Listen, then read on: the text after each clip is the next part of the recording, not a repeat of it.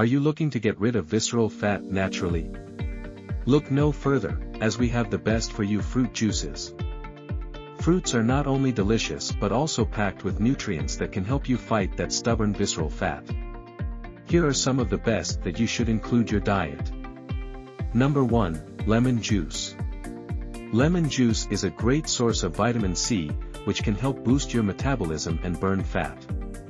Start your day with a glass of warm lemon water to kickstart your metabolism. Number 2, pineapple juice. Pineapple contains bromelain, an enzyme that helps with digestion and reduces inflammation. It can also help in breaking down fat, especially in the abdominal area. Number 3, watermelon juice. Watermelon is low in calories and high in water content, making it a great choice for weight loss. It also contains citrulline, an amino acid that helps with fat metabolism. Number 4, cranberry juice. Cranberries are rich in antioxidants and can help improve your metabolism.